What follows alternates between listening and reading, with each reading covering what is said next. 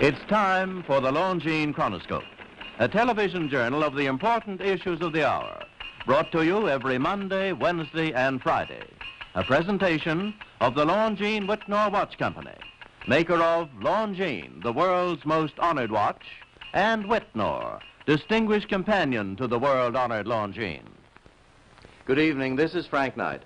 May I introduce our co-editors for this edition of the Longines Chronoscope? Larry Lasser, CBS News correspondent, and Kenneth Crawford, National Affairs Editor of Newsweek magazine. Our very distinguished guest for this evening is Admiral Richard E. Byrd. The North Pole used to be a no-man's land, but these are the days when, by buying a ticket on a commercial airliner, you can fly across the North Pole and drink a cocktail at the same time.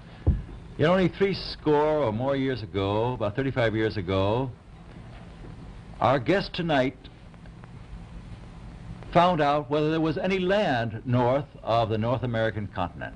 He made that first discovery flight, and I must say that Admiral Byrd, our guest tonight, is not only our greatest living explorer, but he's been an inspiration to countless Americans. Admiral Byrd, you've been to both the North Pole and the South Pole. Is there any unexplored land left on this earth that might appeal to adventurous young Americans? Yes, there is. And not up around the North Pole, because it's getting crowded up there now, because they find out it's really usable, not only to live in, but militarily. But strangely enough, there's left in the world today an area as big as the United States that's never been seen by a human being. And that's beyond the pole on the other side of the South Pole from Middle America. And I think it's quite astonishing that there should be an area as big as that unexplored. That's a tremendous So challenge. there's a lot of adventure left down at the bottom of the world. Well, Admiral, do you hope to see that? I do. Well, Admiral, Yeah. would you say that since you've been to both the extremities of Earth, are these expeditions to such far-off places, are they getting easier because of modern techniques, or is danger still close at hand? Well, it's a little risky, but nothing like it used to be with the old slow planes and the small cruising radius where we had to put down bases. We replaced the dog teams, and of course that was a big improvement. But now the planes go much faster and they are safer, and they have a much bigger cruising radius. You haven't got the danger of a terribly heavy load. Admiral, an expedition to which I believe you're the advisor is now en route. What is that expedition doing? Well, that's the icebreaker Atka, and it's a reconnaissance expedition. It's going down to the South Pole area to make certain observations and to look for some bases. They will be back in April, and they will report back, and upon the information we get from that undertaking, we will base the bigger expedition that's to follow. Is that very definitely planned, or is that... That is being planned right now.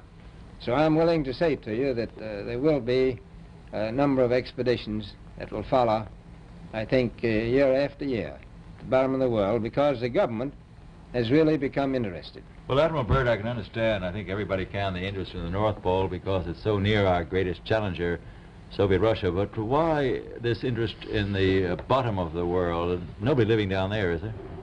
No, it's pretty cold. There's only one permanent resident, that's the emperor penguin. The little ones live further north. I tell you one reason they're interested. It's by far the most valuable, important place left in the world for science. That's why the scientific groups all over the nation are really interested.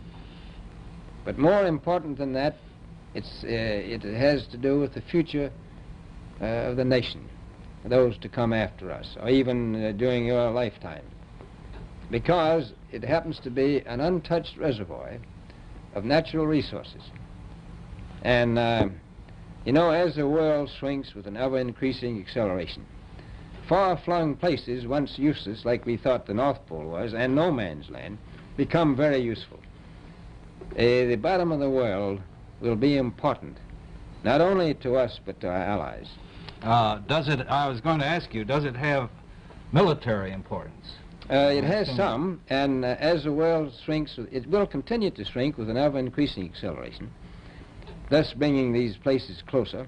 And in the future, I can see a time when it will be very, very important strategically.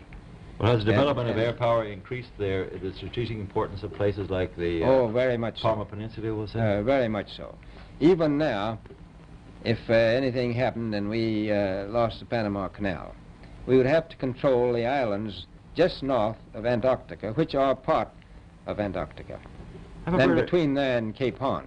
I've heard it said that there are 7 continents in the world, and one of them has never been seen by a woman, and that's Antarctica. Is that actually true? Well, if the Palmer Peninsula is an island, as far as I know, that's true. No woman's ever stepped foot upon the Antarctic continent, and it's the most peaceful place in the world. Well, I'm sure that won't last very long. I understand that now that you're working with the Arnold Bread Company in charge of frozen foods. Now, is there any future for frozen foods down these frozen extremities? Well, I think the human race can be helped by that. This was thought out by Dean Arnold, who's, in my opinion, a great humanitarian.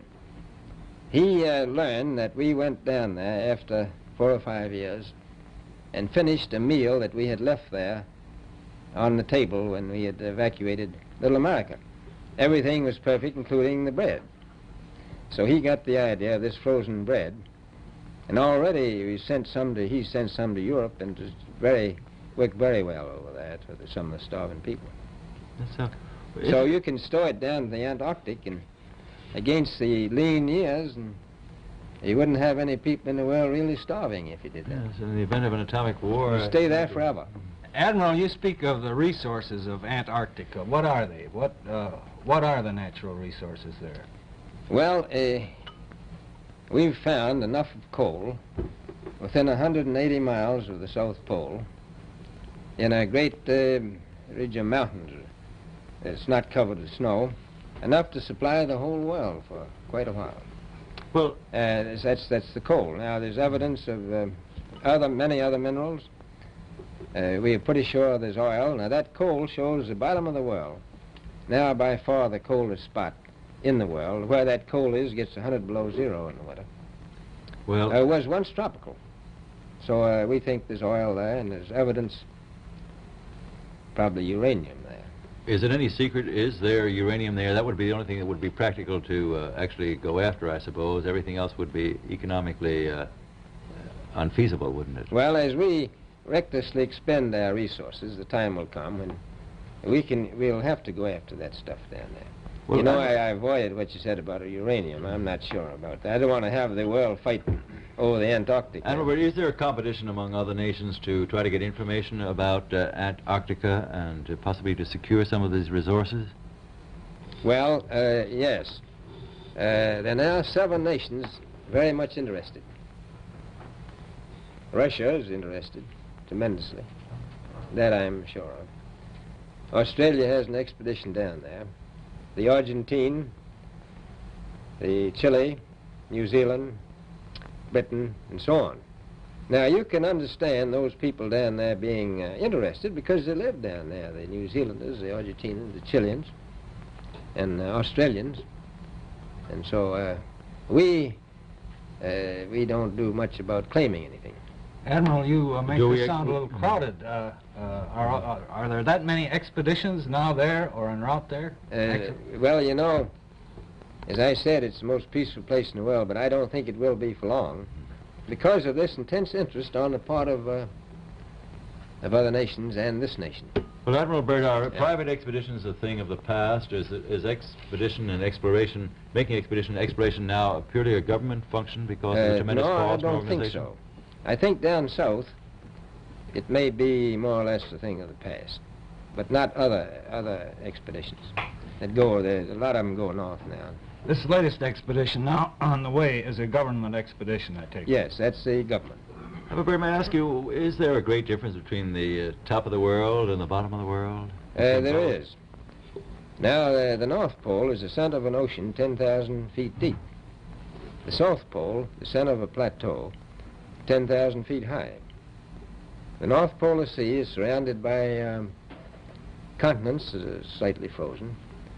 The Antarctic continent is surrounded by a belt of ice frozen seas of at least 1,200 miles thick. Now, the south is a plateau. It gets, in some places, 14,000 feet up. I've been over areas about 13,000, and it's a little bit chilly up there. So there's that big difference between the top and bottom of the world. The north really isn't very cold up there on the Arctic Ocean. Not compared to the south. Admiral Byrd, we often hear it said that our young Americans now aren't as hardy as their forefathers. Do you think that Americans do measure up to the standards, the physical standards and morale standards of the past? I do. I don't believe that. I think they're just as hardy. Well, what would you say was the most valuable factor on an expedition? Is it morale, or physical courage, or is it sheer equipment? Well, I've always thought that loyalty was by far the most important trait. The British told me that when I first went down in 28, that I couldn't possibly get through the winter night without a mutiny if I took more than 20 men. But to serve science, I had to take 42 men. Then I took 56 the next time, and so on. So, and I did find that loyalty was the most important thing during the winter night when it's very hard on your nerves. I think that's best trait. Well, that's a very valuable characteristic at any time. Well, thank you very much, Admiral Byrd. It's been a great pleasure to have you here tonight. It's a pleasure to be with you. Yeah. The opinions expressed on the Longines Chronoscope were those of the speakers. The editorial board for this edition of the Longines Chronoscope was Larry Lasser and Kenneth Crawford. Our distinguished guest was Admiral Richard E. Byrd. A Longines watch makes the most perfect Christmas gift. It has beauty, elegance, and enduring quality, and a universal reputation as just about the finest of the world's watches. Now, actually, barring accident or abuse, the Longines watch that you give this Christmas will be better than new after 5 or even 10 years of daily use. Time holds no terrors for a Longines. The exquisitely finished watch movement defies normal wear and friction, achieves unsurpassed timekeeping accuracy and reliability. Thus does Longines inner quality match Longines outer elegance. Among the finest watches of the world, only Longines watches have won 10 World's Fair grand prizes, 28 gold medals, highest honors for accuracy in fields of precise timing. Cased in precious metals, styled in the best of good taste, a Longines watch is a joy to own, an enduring symbol of your affection, the perfect Christmas gift. Yet, you may buy and proudly give a Longines watch this Christmas for as little as $71.50. Visit your Longines Whitnor Jeweler Agency and make your selection. Longines, the world's most honored watch, the world's most honored Christmas gift. Premier product of the Longines Whitnor Watch Company. Since 1866, maker of watches of the highest character.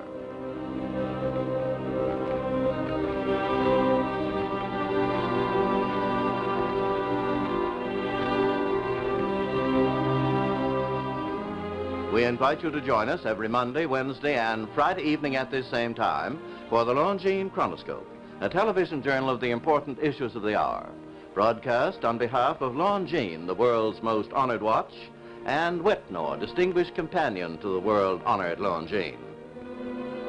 This is Frank Knight, reminding you that Longines and Whitnor watches are sold and serviced from coast to coast by more than 4,000 leading jewelers who proudly display this emblem. Agency for Longines Whitnor watches.